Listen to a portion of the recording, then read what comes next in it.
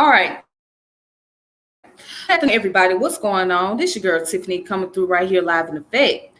So as you guys can see, I'm here. Yes, I know it feels like it's been a minute, but I just been gone for the last days and whatnot. So there's gonna be some more changes taking place with this channel as far as like the timing is concerned. So I may not be on here as often. But anyhow, um, so we're gonna deal with the Black History Month, of course. And today's Black History, I'm going to be talking about two African Americans, right? One was an African American feminist and a womanist and a librarian, also civil rights. And the other one was an African American architect. People that I'm talking about is Audre Lorde and Paul Revere Williams. So the first person I'm going to be dealing with is Audre Lorde. Right now, both of them were born on the same day. They were both born on February the 18th. All right. So this is their birthday. So what I'm going to do is I'm going to look at the biography and information on Audre first. Then we're going to go to Mr. Williams. Let's go ahead and get started.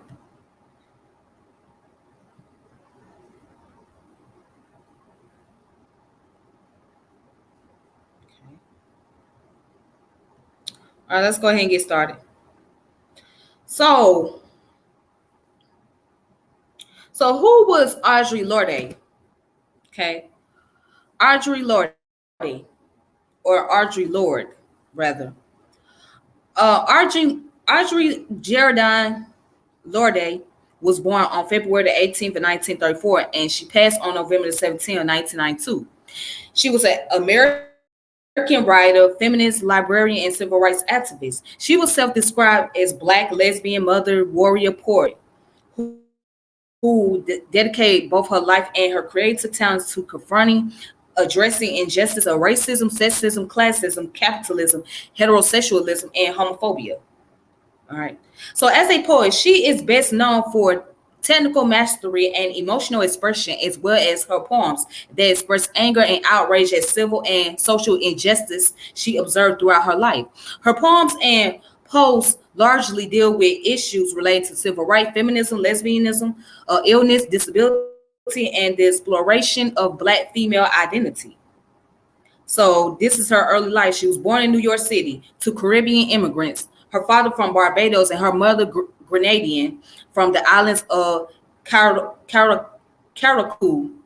Frederick Byron Lord, known as Byron, and Linda Gertrude Bomer Lorde, who settled in Harlem. Lorde's mother was of mixed ancestry but could pass for Spanish, which was a source of pride for her family. Lord's father was darker than the Bimmer family liked, and they only allowed the couple to marry because of Byron's Lord's charm, ambition, and persistence. Nearsighted to the point of being legally blind, and the youngest of three daughters. Her two older sisters were named Phyllis and Helen. Lorde grew up hearing her mother's stories about the West Indies. At the age of 4, she learned to talk while she learned to read, and her mother taught her to write at around the same time. She wrote her first poem when she was in 8th grade. Okay. Born as Audre Geraldine Lorde, she chose to drop the Y from her name while still a child, explaining in Zami, a new spelling of my name, that she was more interested in the artistic symmetry of the E ending in the two side-by-side names, Audre Lorde, than in spelling her name the way her parents had intended. Lorde's relationship with her parents was difficult from a young age. She spent very little time with her father and mother, who were both busy maintaining their real estate business in the tumultuous economy after the Great Depression. When she did see them, they were often cold or emotionally distant. In particular, Lorde's relationship with her mother who was deeply suspicious of people with darker skin than hers, which Lorde had, and the outside world in general was characterized by tough love and strict adherence to family rules. Lorde's difficult relationship with her mother figured prominently in her later poems, such as Cole's Stories on a Kitchen Table, or Storybooks on a Kitchen Table. As a child, Lourdes struggled with communication and came to appreciate the power of poetry as a form of expression. In fact, she describes herself as thinking in poetry. She also memorized a great deal of poetry and would use it to communicate, to the extent that if asked how she was feeling, Audre would reply by reciting a poem. Around the age of 12, she began writing her own poetry, and connecting with others at her school who were considered outcasts as she felt she was. She attended Hunter College High School, a secondary school for intellectually gifted students, and graduated in 1951. While attending Hunter, Lorde published her first poem in 17 magazine after her school's literary journal rejected it for being inappropriate. Also in high school, Lorde participated in poetry workshops sponsored by the Harlem Writers Guild, but noted that she always felt like somewhat of an outcast from the guild. She felt she was not accepted because she was both crazy and queer, but they thought I would grow out of it all. Zami places her father's death from a stroke around New Year's 1953.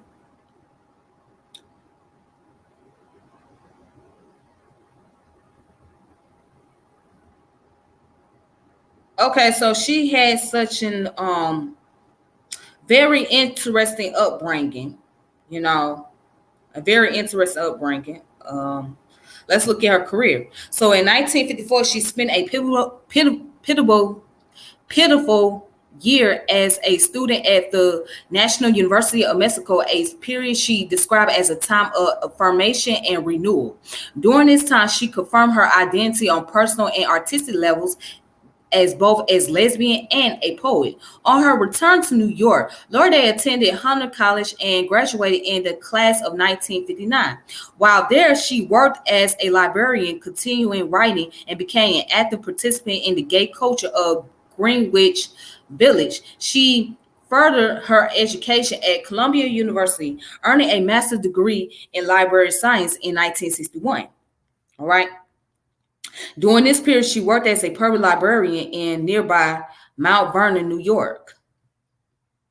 In 1968, Lorde was writer in residence at Tagaloo College in Mississippi. Lorde's time at Tagaloo College, like her year at the National University of Mexico, was a formative experience for her as an artist. She led workshops with her young Black undergraduate students, many of whom were eager to discuss the civil rights issues at that time. Through her interaction with her students, she reaffirmed her desire not to live out her crazy and queer identity, but also to devote attention to former aspect of her craft as a poet. Her book of poems, Cables to Rage, came out of her time and experiences at Tagaloo.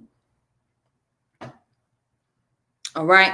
So it says from 1972 to 1987, Lorde resided on Staten Island during that time. In addition to writing and teaching, she co-founded Kitchen Table Women of Colors Press. All right. So in 1977, Lorde became an associate of the Women's Institution for Freedom of the Press. WIFP is an American nonprofit publishing organization. The organization works to increase communication between women and connecting the public with forms of women-based media. All right.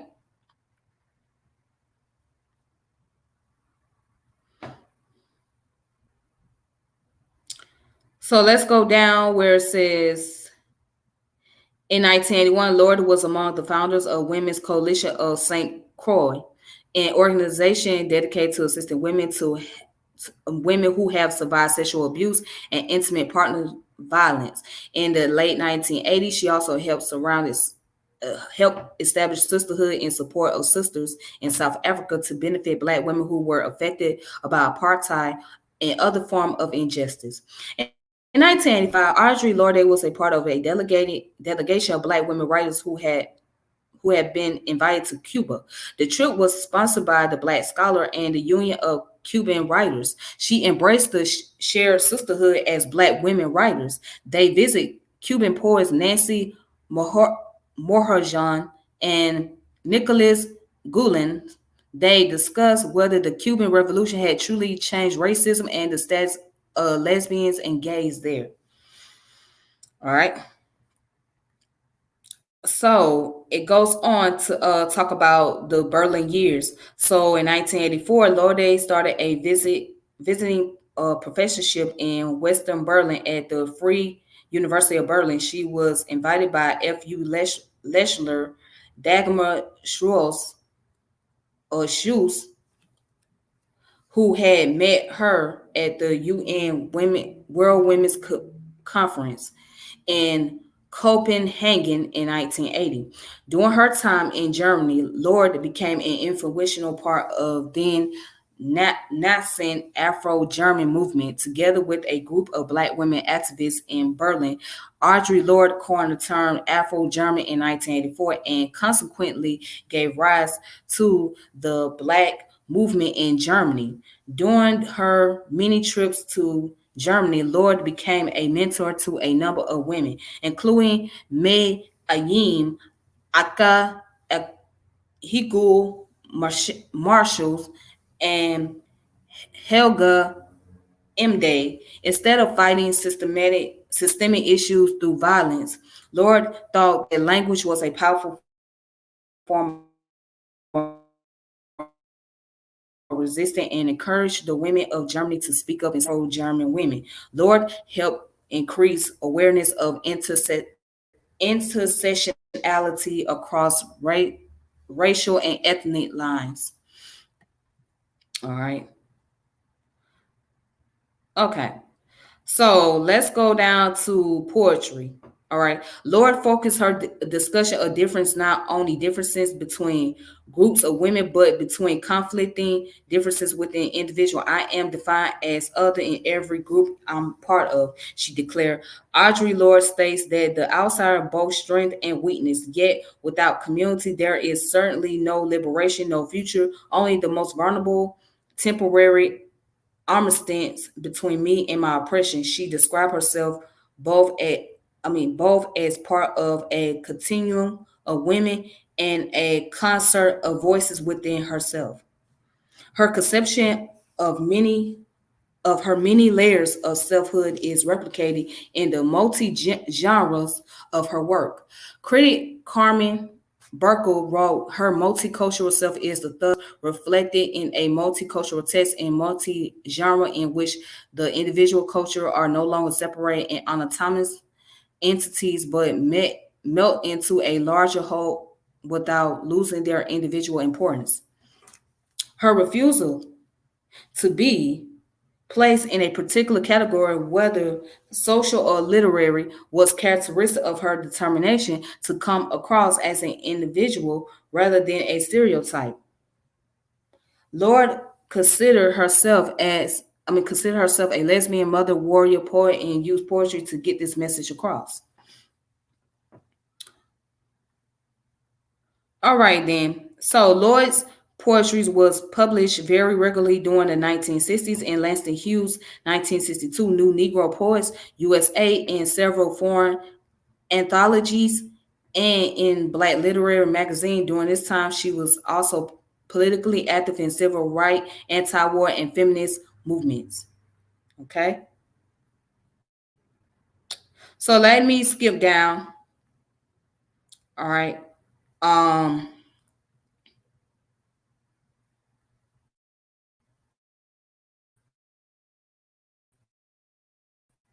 outside of essays and speeches, which she written in 1984. Lorde asserted the necessity of communicating the experience of marginalized groups to make her struggles visible in a repressive society. She emphasizes the need for different groups of people, particularly white women and African American women, to find common ground in their lived experience, but also to face difference directly and use it as a source of strength rather than alienation. She repeatedly emphasizes the need for community and the struggle to build a better world, how to constructively channel the anger and rage incited by oppression is another crucial theme throughout her works, and in this collection in particular.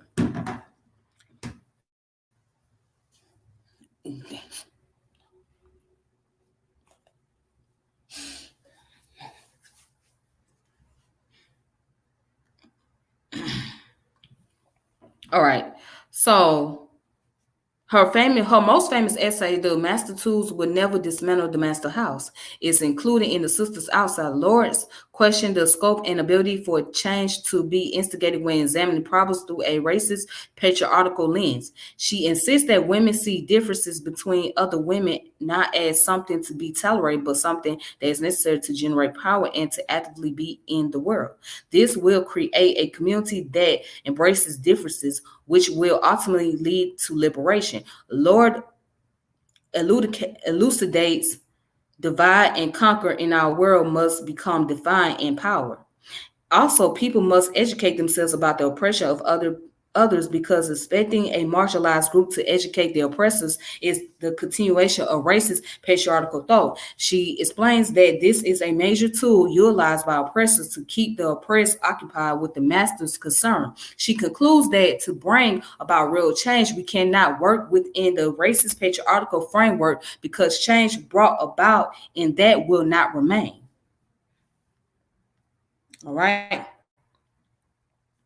So, and then she also wrote another essay in Age, Race, Class, and Sex, Women Redefining Differences. Lorde emphasizes the importance of educating others. However, she stresses that in order to educate others, one must first be educated. Empowering people who are doing the worst does not mean using privilege to overstep and overpower such groups, but rather privilege must be used to hold door open for other allies. Lorde describes the inherent problems within society by saying racism, the belief in the inherent superiority of one race over all other race and thereby the right to dominance. Sexism, the belief and the inherent superiority of one sex over the other, and thereby the right to dominance. Ageism, heterosexualism, elitism, and classism. Lorde finds herself among some of these deviant groups in society which set the tone for the status quo and what not to be in society. Lorde argues that women feel pressure to conform to their oneness before recognizing the separation among them due to their manyness or aspect of their identity. She stresses that this behavior is exactly what explains feminists' inability to forge the kind of alliance necessary to create a better world. All right, so it says in relation to intersexual feminism in the United States, Lorde famously said, "Those of us who stand outside the circle of this society definition of acceptable women, those of us who have been forged in the crucible of crucible of differences, those of us who are poor, who are lesbian, who are black, who are older know that survival is not an academic skill. It is learn how to take our differences and make them strengths. For the master's tool will never dismantle the master's house. They may allow us temporarily to beat him at his own game, but they will never enable us to bring about genuine change. And this fact is only threatening to those women who still define the master house as their only source of support." All right, so as you can see, going down here, there's the theory. All right, so I don't have to read that again because it's very redundant to read that again. So, of course, the feminist thoughts that she had, basically, it says she set out to confront issues of racism and feminist thought. She maintained that a great deal of scholarship of white feminists served to augment the oppression of Black women, a conviction that led to angry confrontation, most notably in a blunt, open letter addressed the fellow radical lesbian feminist Mary Daly, to which Lorde claimed she received no reply. Daly's reply letter to Lorde dated 4 months later and was found in 2003 in Lorde's file after she died. Okay. So this fervent disagreement with notable white feminists further Lorde's persona as an outsider in the institutional milieu of Black feminists and Black lesbian feminist scholars within the context of conferences sponsored by white feminist academics. Lorde stood out as an angry, accusatory, isolated Black feminist lesbian voice. All right. So let's read what her comments is on feminism. Lorde held that the key tenets of feminism were that all forms of oppression were interrelated. Creating change required taking a public stance. Public stand differences should not be used to divide. Revolution is a process. Feelings are a form of self-knowledge that can inform and enrich activism. Acknowledging and experiencing pain helps women to transcend it. All right. Okay, so what she write is, certainly there are very real differences between us of race, age, and sex, but it is not those differences between us that are separating us. It is rather our refusal to recognize those differences, to examine the distortion which result from our disnaming them and their effects upon human behavior and expectation. More specifically, she states, as white women ignore their built-in privilege of whiteness and define woman in terms of their own experience alone, then women of color become other, self-identified as 49-year-old Black lesbian feminist, socialist mother of two. Lorde is considered as others, deviant, inferior, or just plain wrong in the eyes of the normative white male heterosexual capitalist social hierarchy. We speak not from human differences, but of human deviance. She writes, in this respect, her ideology coincides with womanism, which allowed Black women to affirm and celebrate their color and culture in a way that feminism does not. All right, so for those who have watched my video in the past, I did the differences between womanism and feminism, right? So womanism and feminism, okay, there's a difference between those two. So it's not too much of a difference. But that's different category of womanism. So womanism, as described by Alice Walker, is used as a way to say that this is the Black version of feminism. So because the feminist organization did not recognize Black women and consider them to be others, then that's when Black women started to have this womanist movement. And the womanist movement was a way to combat against feminism. All right. It was a way for Black women to say, hey, we got our own identity. We got a space where we can be able to be comfortable with ourselves and have our own culture and be able to see ourselves. Now, Africana womanism is totally different from that. And I have spoke on Africana womanism in the past as well. Is basically where Africana womanism is not only just dealing with women, but also dealing with the family structure of man, woman, and child. So that's including that dynamic. All right. So they don't see the man as opposing or as a hindrance to the Black family. All right. So that's Africana womanism. And that was started by a sister named Clara Weems, Dr. Weems.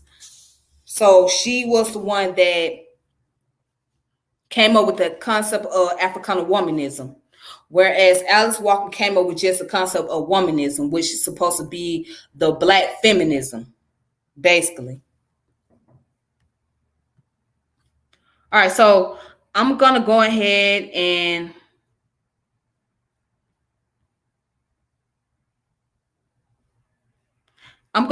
skip some of this. And I'm going to look at the contribution to the third wave feminism discourse. All right, so around the 1960s, second wave feminism became centered around discussion and debates about capitalism as biased, discriminatory, and unfair institution, especially within the context of the rise of globalization, which it was which capitalism was very biased and very discriminatory at that time. Yes. So third wave feminism emerged in the 1990s after call for a more differentiated feminism by first world women of color and women in developing nations such as Audre Lorde, who maintained her critiques of first world feminism for tending to veer towards third world homogenization. This term was coined by radical dependency theorist Andre Gunder Frank to describe the inconsideration of the unique histories of developing countries in the process of forming development agendas. Audre Lorde was critical of the first world feminist movement for downplaying sexual, racial, and class differences and the unique power structures and cultural factors which vary by region, nation, and community, etc. All right.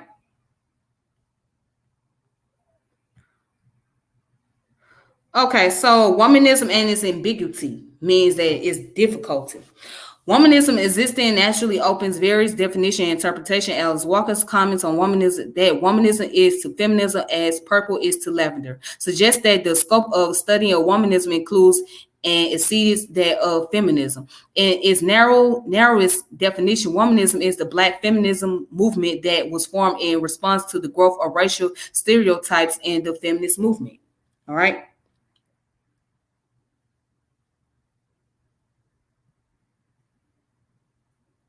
Okay, so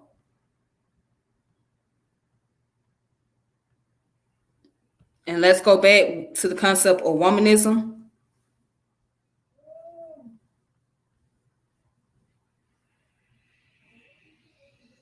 So there's different ideologies of womanism. Let's look at Clenora Huston Williams. All right, Clenora Huston Williams is credited with coining the term Africana womanism. All right. In 1995, the publication of her book, Africana Womanism, Reclaiming Ourselves, sent shockwaves through the Black nationalism community and established her as an independent thinker. Huston Williams rejected feminism as the theology of Africana womanism, that is to say, that women of the African diaspora, because it is philosophically rooted in Eurocentric idea. Huston Williams identifies further differences between womanism and feminism, being womanism is family-oriented and focuses on race, class, and gender, while feminism is female-oriented and strictly focuses on biological sex-related issues women and girls face globally. All right.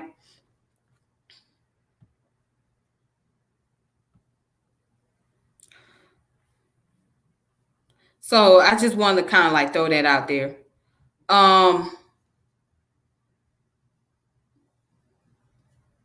So the critique of womanism is the failure to explicitly address homosexuality within the female community. Very little womanist literature relates to lesbians or bisexual issues, and many scholars consider the reluctance to accept homosexuality accountable to gender and simplistic model of womanism. All right. So let's look at her personal life. So in 1962, Lorde married. Now this is going to be fun. This is the funny part, which is very strange to me. Because all this time she identified as a lesbian, right?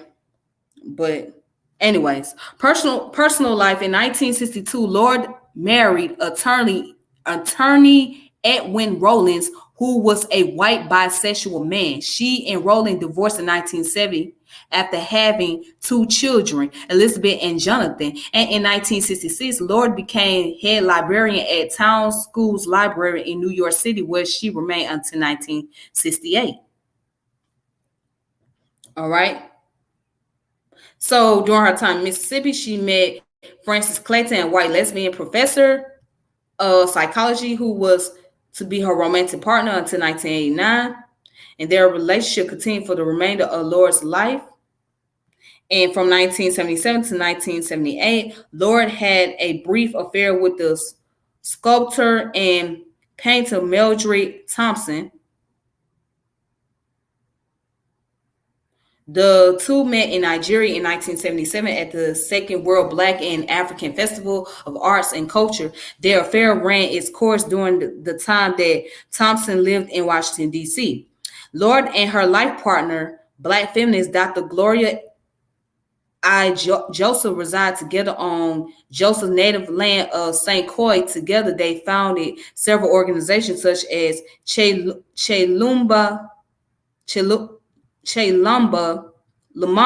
School for Truth, Women's Coalition of St. Croix, U.S. Virgin Islands Sisterhood in support of sisters in South Africa, and Doc Lock Opry. All right, so Lorde was first diagnosed with breast cancer in 1978 and underwent a mastectomy 6 years later. 6 years later, she found out her breast cancer had metastasized in her liver. After her first diagnosis, she wrote the Cancer Journals, which won the American Library Association Gay Caucus Book of the Year Award in 1981. She was featured as the subject of a documentary called A Lantee for a Survivor, the life and work of Audre Lorde, which shows her as an author, poet, human rights activist, feminist, lesbian, teacher, a survivor, and crusader against bigotry. She is quoted as saying, "What I leave behind has a life of its own. I've said this about poetry. I've said it about children. Well, in a sense, I'm saying it about the very artifact of who I have been." From 1991 until her death, she was the New York State Poet Laureate. When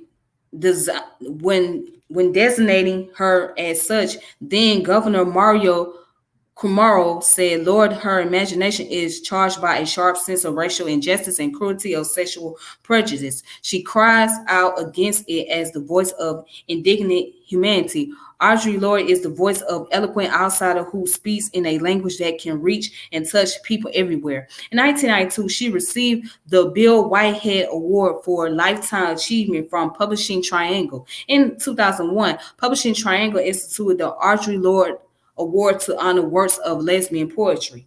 So Lorde died of breast cancer at the age of 58 on November 17, 1992 in St. Croix, where she had been living with Gloria Joseph in an African naming ceremony. Before her death, she took the name Gamba Adisa, which means warrior, she who makes her meaning known. All right. So that's a lot of information. Some of it I had to skip because some of it was redundant to me, so some of it I skipped. But anyways, if you guys are interested in reading more about Audre Lorde, you can go to our references page at the bottom. Okay, you can look at the reference and you got the further readings and all that good stuff. So right here.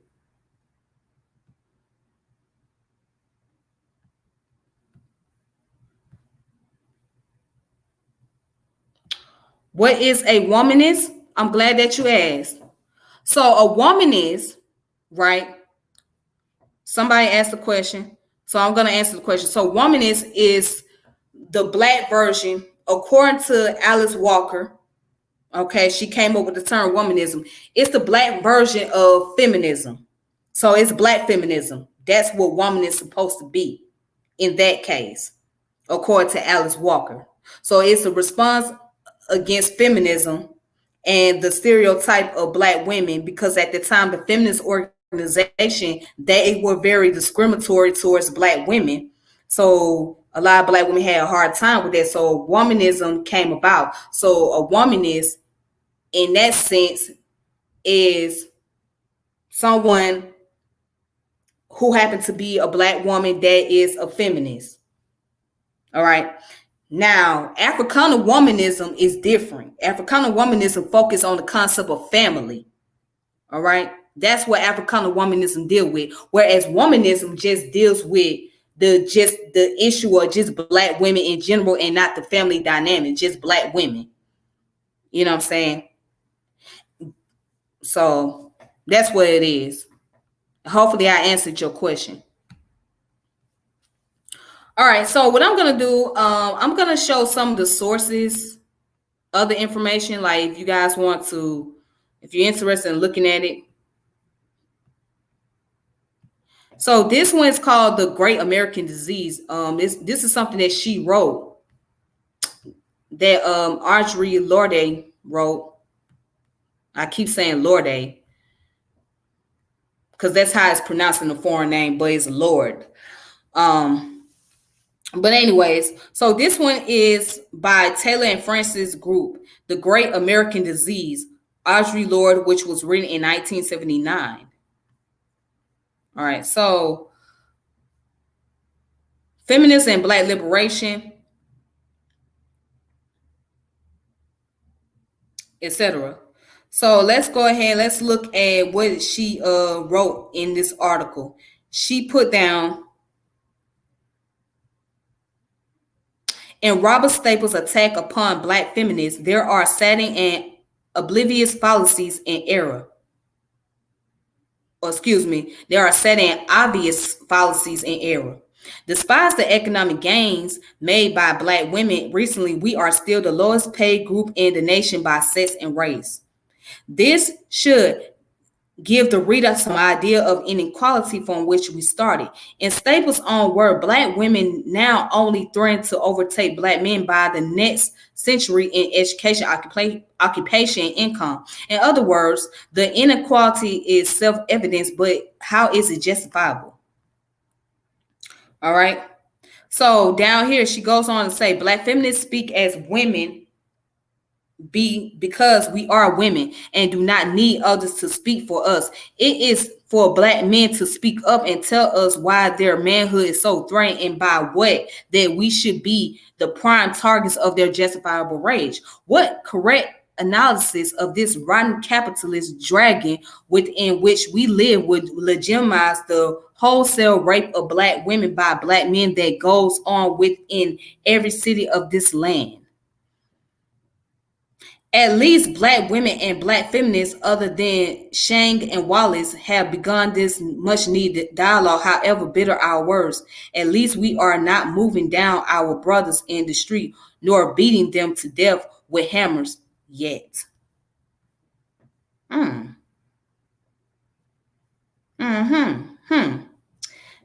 Let's see what else she's talking about here. She said Staples pleads his cause by saying capitalism has left the black man only his penis for fulfillment in a curious rage. Is this rage any more legitimate than the rage of black women? And why are black women supposed to absorb that male rage in silence? Why is it that male rage turn upon our oppressor? Wow. Staples sees in Shane's play a collective appetite for black male blood, but my female children and my black sister lie bleeding all around me, victims of the appetites of their brothers. And then she goes on down here, black men's feelings of nobodiness and their fear of vulnerability must indeed be talked about, but not by black women anymore at the expense of our own curious rage. If society ascribes roles to black men which they are not allowed to fulfill, it is black women who must bend and alter our lives to compensate, or is it society that needs changing? And what about blanket acceptance on the part of black men that these roles are correct ones, or anything other than a narcotic promise extended to them to encourage them to accept other facets of their own oppression? All right, so I'm not going to go any further. If you guys are interested, you guys can read more about this.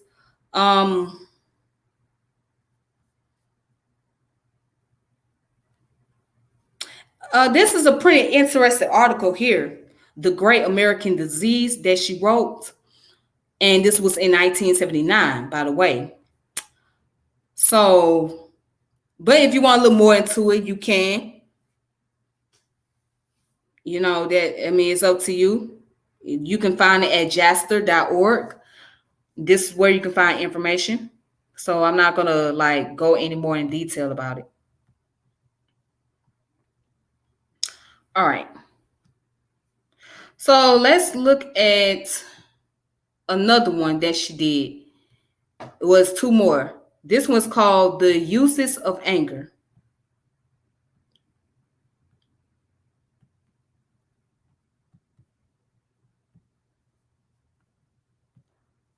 So now, what is the uses of anger? Now, this one is in the feminist press at the City University of New York. So the uses of anger, Audre Lorde. All right. So keynote address the NWSA convention.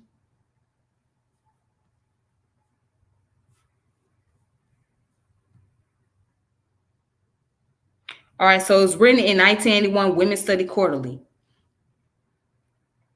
Uses of anger, Audre Lorde, racism, the belief in the inherent superiority over one race over all others, and thereby the right to dominance, manifest and implied. Women respond to racism. My response to racism is anger. I have lived with that anger, on that anger, beneath that anger, on top of that anger, ignoring that anger, feeding upon that anger, learn to use that anger before it laid my visions to waste for most of my life. Once I did it in silence, afraid of the weight of that anger, my fear of that anger taught me nothing. Your fear of that anger will teach you nothing also. Women responding to racism also means, women responding to racism means women respond to anger, the anger of it, exclusion, of unquestioned privilege, of racial distortion, of silence, ill use, stereotyping, defensiveness, misnaming, betrayal, and coping. My anger is a response to racist attitudes, to the actions and presumption that arise out of those attitudes. If in your dealings with other women, your action have reflected those attitudes, then my anger and your attendant fears perhaps are spotlights that can be used for your growth in the same way I have had to use learning to express angers for my growth, but for corrective surgery, not guilt. Guilt and defensiveness are bricks in a wall against which we all perish, for they serve none of our futures. All right. So this was another article she had written. All right. So if you guys want to look more into this, you can go ahead and do that as well. So it's under the Feminist Press at the City University of New York, Women's Studies Quarterly, which was written in 1981. All right.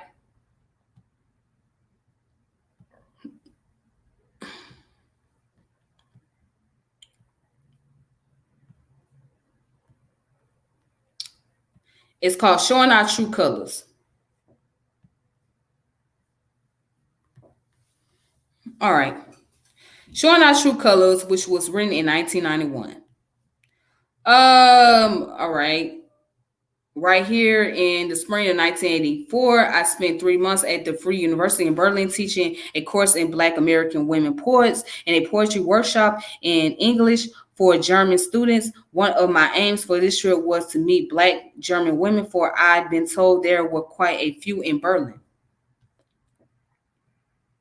All right, so it says, who are they? These women, these German women of the diaspora. Where do our paths intersect as women of color beyond the details of our particular oppression, although certainly not outside the reference of those details? And where do our paths diverge? Most important, what can we learn from our connected differences that will be useful to us both, Afro-German and Afro-American?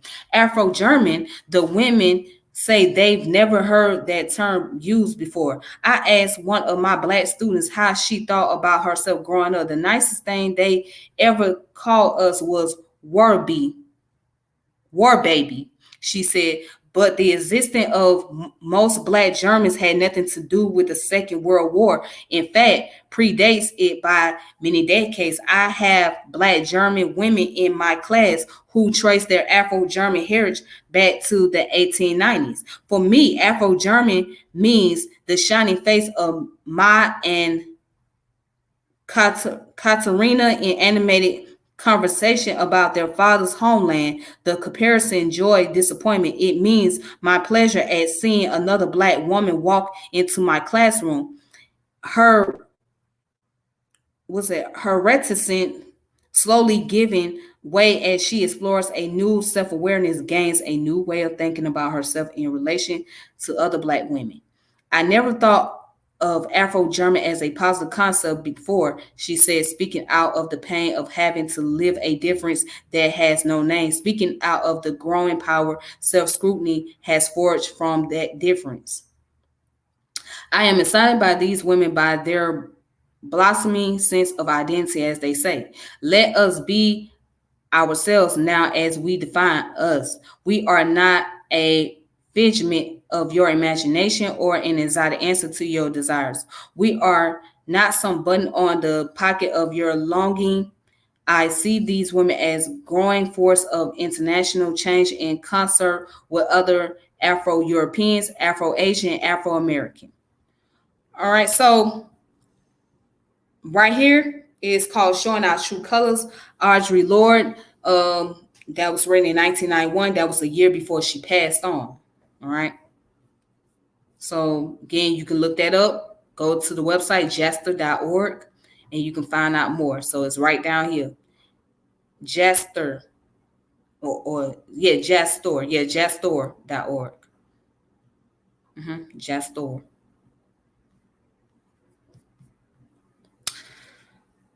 All right. So that's all for Audre Lorde. And I just want to share some thoughts real fast before I go to the next person. I'm not going to be on here too long. So my thought is there's some things that I can agree as far as being a woman is concerned and being Black, because Black women has dealt with a lot of blows in this country as Black men have, as far as not just only being discriminated because of the race, but also because of your gender. So our gender and our race has made us a minority twice. Whereas for a Black male, he has become a minority because of his race, not because he's a man. But as a Black woman, you are a minority because of your race and your gender. Now, although there's a lot of other things that I had some disagreement with her upon, as far as the whole queer thing and the whole lesbian, whatever, what I'm saying? I had some disagreement about that. I'm going to be honest, because I felt like that's something that's personal and that's your personal choice. But when it comes down to what I can share in common is the concept of being Black and being a woman, living in America and dealing with the racism and dealing with the sexism, that I can agree to, you know what I'm saying? And I have seen this happen a lot as far as the sexism is concerned, especially is being practiced within our community, okay? And I'm going to speak about the conscious community as an example. All right, so the conscious community, there is the pros and the cons. Why do I use the conscious community? Because it's very common, and a lot of, individuals come out of those schools of thoughts in those communities, whether it be, the Nation of Islam or the Moorish Science Temple of America, the Nuwapians, or the Hebrew, or any other different schooling, or even social movement, right? There has been a lot of discrimination that's taking place. And I noticed that even those who profess that the Black woman is God, they show some form of discrimination towards Black women. You know what I'm saying? They show some form of sexism towards Black women. They show, and they don't have to just do it directly, but it can be done indirectly. It can be done in a different a manner or a different way to exert power. So that part, I do agree, there is sexism. There is racism. Okay. But where I stand on my position, we also got to look at the family dynamics as well, because family dynamics is very important. You know, we cannot operate in the world without male, or you can't operate in the world without female. Do I agree there is misogyny? Yes. But the counterpart to misogyny is also misandrous. So when you got misogynists out there, you got the misandrous. Those are the counterparts. Just like when they say you got homophobics, okay, you got homophobics. The counterpart to homophobic is heterophobic. And if you don't believe me, you can go look the term up. So there's a counterpart to things, all right? But getting back on the position, I understand her position as a woman and as a Black woman, right? And dealing with racism and dealing with the sexism. I can understand that. I can get her on that point.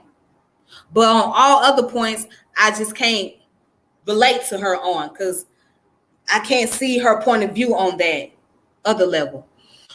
Now I want to say something else too, and this gonna be kind of off the subject, but on the subject at the same time.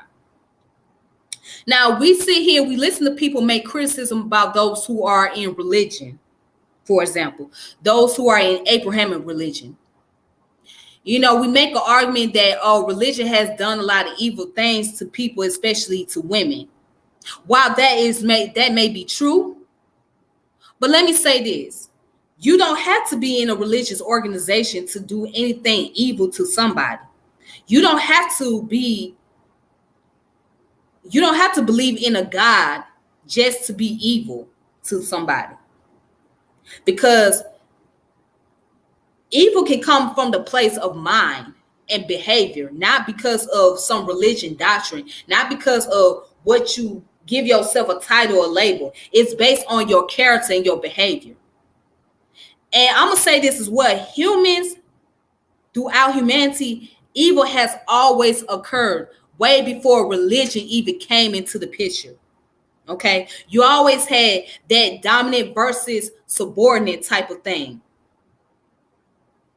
All right? You always had a competition between species and organism. You always had an issue where an organism felt like they're going to dominate another organism. All right. So this is before the concept of religion. So you don't need religion to do evil things. You don't need religion to control somebody. You don't need religion to disrespect anyone. Hell, because if we're going to talk about religion, we got to talk about political organizations too. All right.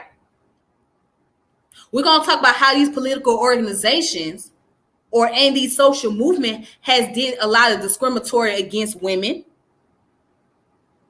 and those who are from other groups and other races. We got to look at that too. Let's look at, for example,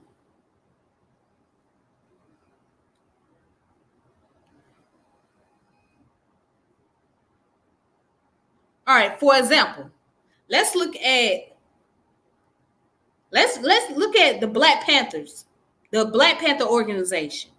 Okay, that was founded by Huey Newton and Bobby Seale. At one point in time, the Black Panthers did not want women in their organization. Why? Because they wanted to be a male-dominated organization. And this came from the account of what's the sister's name? Her name just popped in my head. Elaine Brown, that's her name. All right, so Elaine Brown, who happened to be one of the leaders in the Black Panther Party, She said when she first joined the Black Panthers, they had a discriminatory attitude towards women being in the organization. They didn't want the women there. They wouldn't allow, and if they didn't even allow women to hold position in leadership. But it wasn't until the women started stepping up and started making a change and said, you know what, this is not going to happen, because that's not fair if you just want the men to do all the leading and women don't have any form of say-so or have any opinions about it. So more and more women started joining the Black Panther, and after a while, they started changing their views. But in the very beginning, they were very discriminatory towards women. They didn't want women in there. So we're going to talk about religious organization, how they very discriminating against women, and how they are very biased, and how they have done a lot of detrimental and evil things, or any type of social movement. We got to talk about the political movements as well. So again, it's just not reduced to just the religion institution. It's also in every area's aspect. So again, you don't have to have religion to be discriminate against anybody. You don't have to have religion to do anything evil. You don't have to have religion to go out and kill or to go out and do malicious things. And that's a fact. So, because it's all about the mindset of the individual. It's all about the behavior of the individual and their perception. It's all based on the person's ego.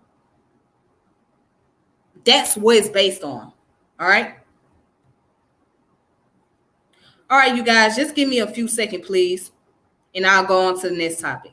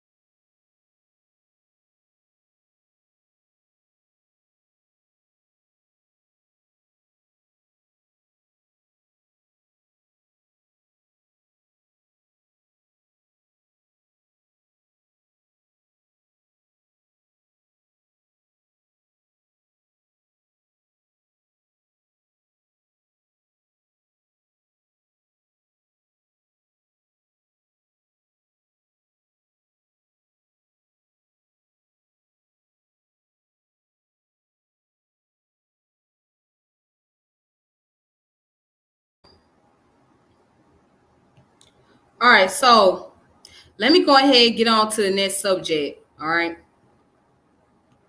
So let's look at Paul Revere Williams.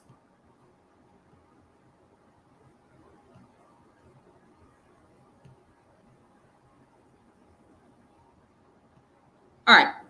So who was Paul Revere Williams? Real quick. So let's look at his biography. So Paul Revere Williams was an architect. All right. He was from Los Angeles, California. He was born on February 18th of 1894, and he died January 23rd, 1980.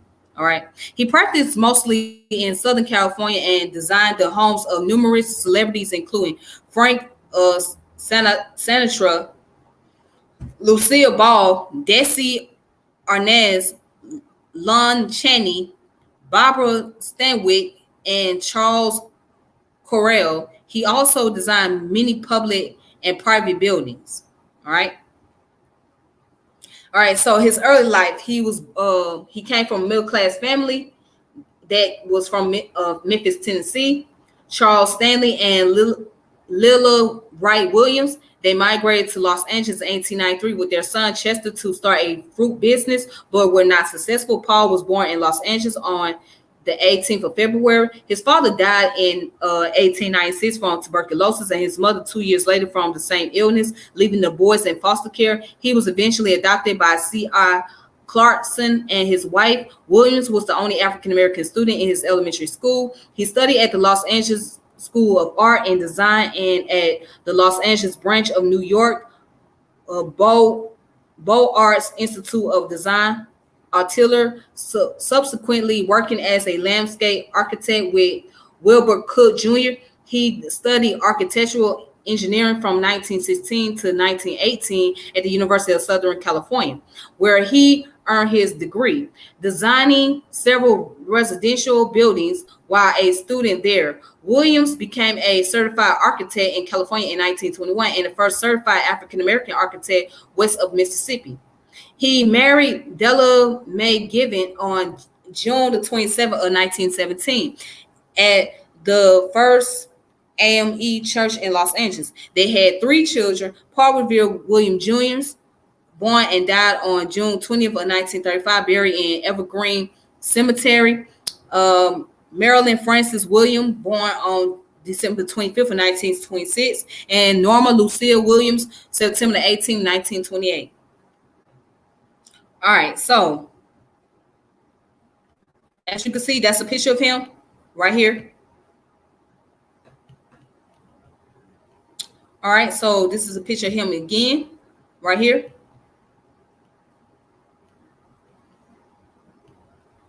All right. So let's look at his career.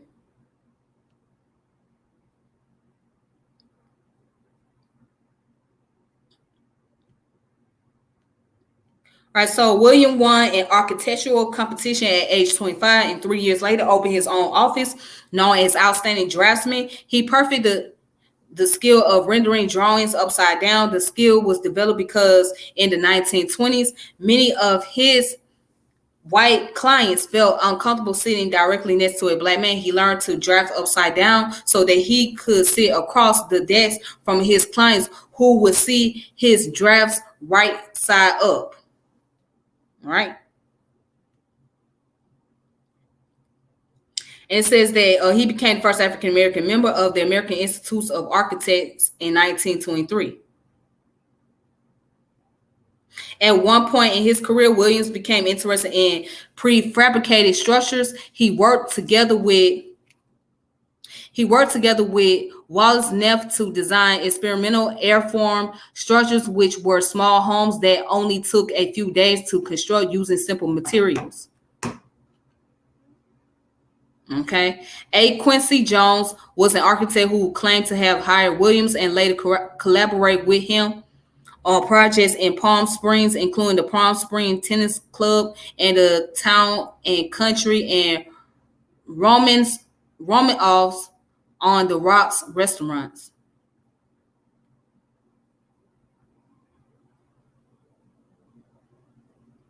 Awards and recognition and honor during his lifetime. In 1951, Williams won the Omega Psi Phi Fraternity Man of the Year Award, and in 1953, he received the Springard Medal from the NAACP for his outstanding contribution as an architect and members of the African American community.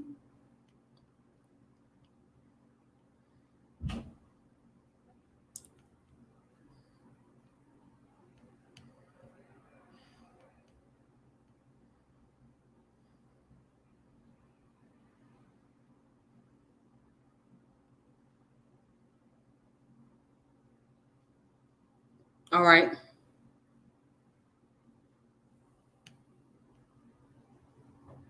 So let's look at private homes.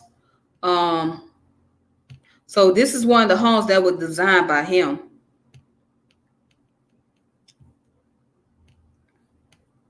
All right, private homes. Williams designed more than 2,000 private homes, most of which were in Hollywood Hills and Mid-Westshire portion of Los Angeles, including his own home in Lafayette Square, part of historic West Adams, Los Angeles.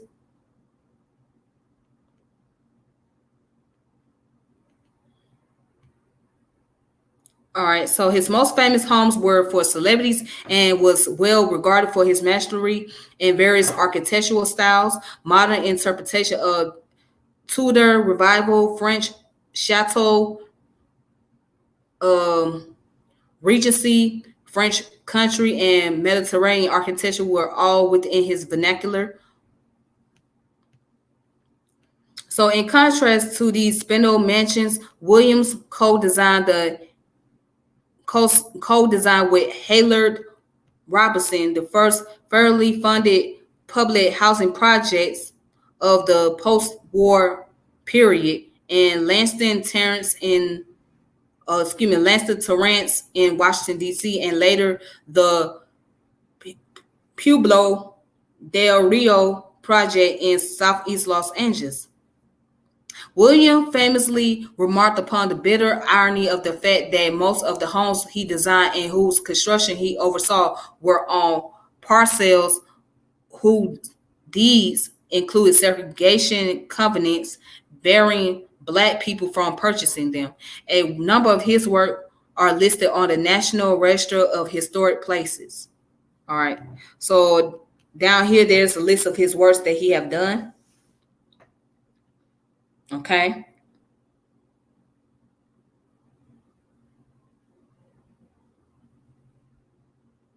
All right. So it says in 1955 Williams was hired to transform a W.W. Woolworth store at the corner of Broadway and 45th in Los Angeles into Broadway Federal Savings and Loans. When the bank opened, Williams safeguarded much of his business papers in the bank. During the fires that consumed the area after the Rodney King trial in 1992, the Broadway bank burned, and it was feared that much of Williams' archives had been lost. Williams' family had carefully curated the documents, and Williams' granddaughter, Karen Elise Hutchin, agreed to acquisition of the archive by the Getty Research Institute and the USC School of Architecture.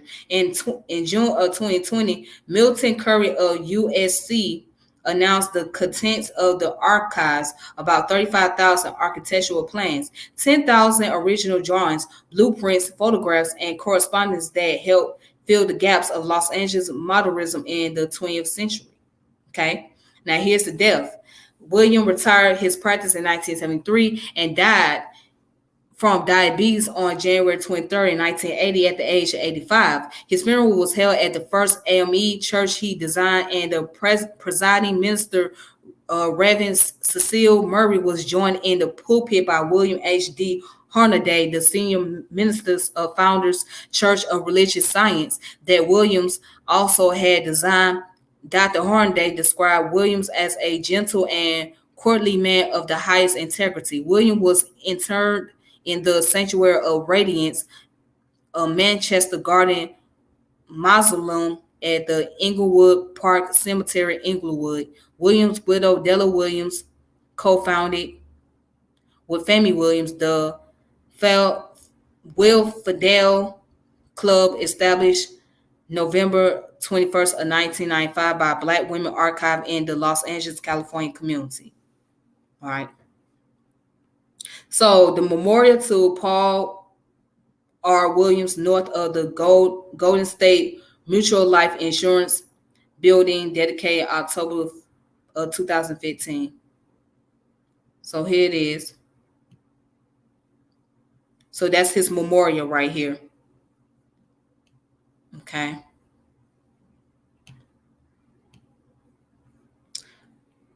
All right.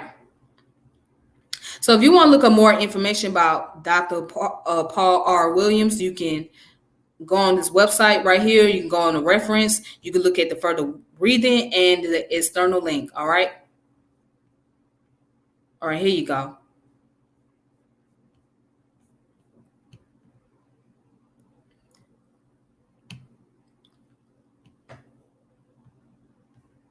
All right, and then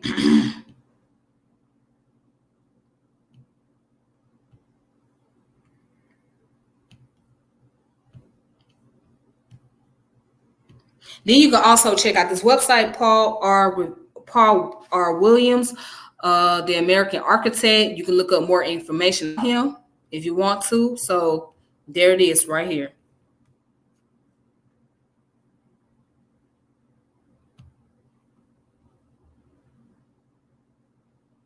All right. So, anyways, thank you guys for tuning in, watching. I have to go. But I will reconnect with you all later. So please make sure you subscribe to my channel, hit the notification bell, and share this channel.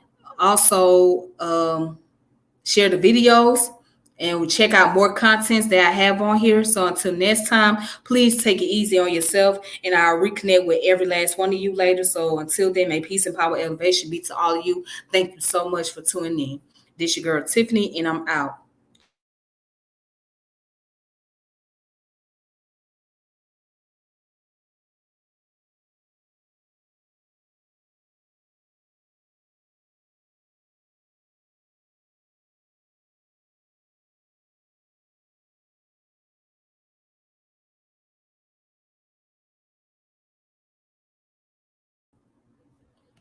All right, then I'm about to get going, you guys. I'm sorry about that, but y'all take it easy, okay?